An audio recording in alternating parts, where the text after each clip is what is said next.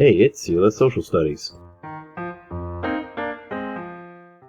Hey guys, welcome back to Sila's Social Studies. In this segment, we're going to be talking about possibly the most controversial thing that happened during President Jackson's administration, and that is the Indian Removal Act of 1630.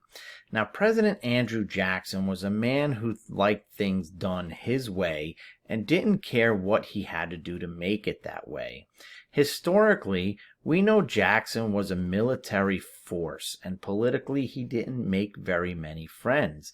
There were parts of the population, large parts of the population, that did not like President Jackson because some of his actions condemned the futures of millions. Now, President Andrew Jackson is possibly best known for the way he dealt with Native Americans. He attacked them without sympathy. In general, Andrew Jackson's military campaigns against the Native Americans, he would recommend that troops eliminated the Native women and children in order to reach a level of extinction. Jackson slaughtered many members of the tribe, the Seminole tribe in Florida, and the Creek tribe, all in the sake of progress. To Americans, he was known as Old Hickory, but to native tribes, he was not so affectionately known as Sharp Knife. When Andrew Jackson became President of the United States, it was without surprise that he pressed for the extermination of Native American tribes across the United States. President Jackson understood that Americans would benefit by taking the lands of Native Americans and putting it in the hands of American farmers. The only remaining question was how could the president remove so many indigenous people from the lands without waging war across the nation? The Indian Removal Act passed the House of Representatives by only 5 votes and the Senate by only 9, and President Jackson signed the act into existence in 1830. The Indian Removal Act allowed the United States government to forcefully remove all Native Americans that lived east of the Mississippi River to the west of the Mississippi River to Indian Territory, or what is known today as Oklahoma. This forced march from native lands to the Indian Territory was called the Trail of Tears.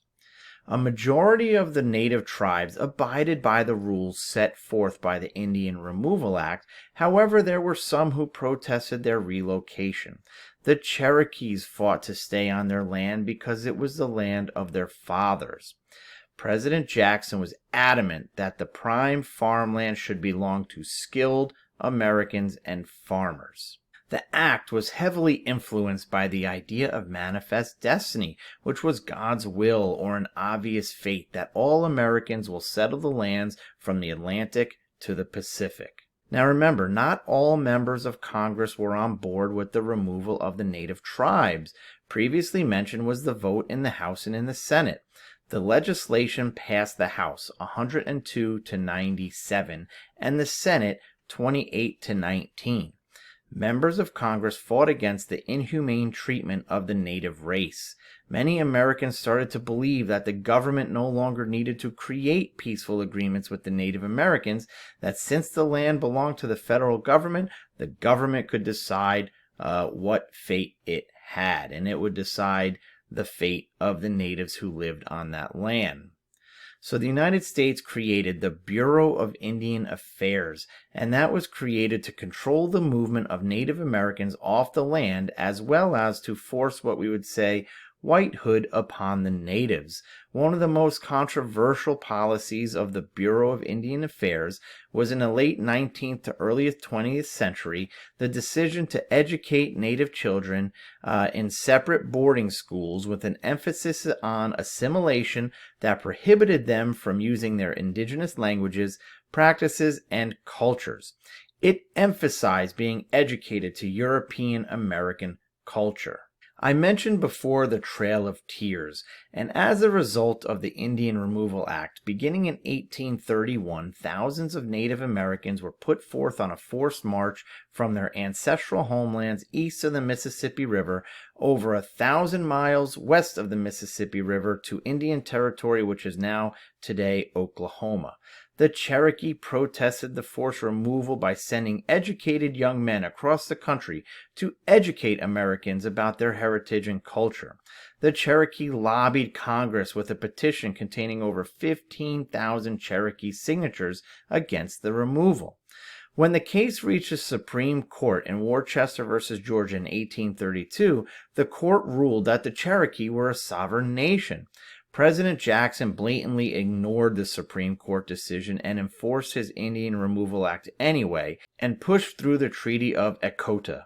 On December 29, 1835, government officials and nearly 500 Cherokee natives claiming to represent the 16,000-member tribe signed the treaty that agreed to the forced removal of the tribe.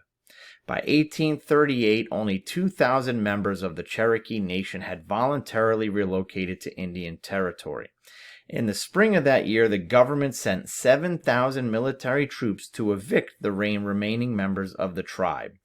Around 16,000 of the Cherokee people were forcibly removed from their homes, placed in one of 6 federal forts in North Carolina, and then forced them to march over 1,200 miles to Indian Territory. More than 4,000 perished along the way and were buried in unmarked graves along, quote, the trail in where they cried. So this was one of Andrew Jackson's most controversial part of being president, how he treated the Native Americans and how they were forced to leave their ancestral lands to go to present-day Oklahoma, which then was known as Indian Territory. I'll see you next time.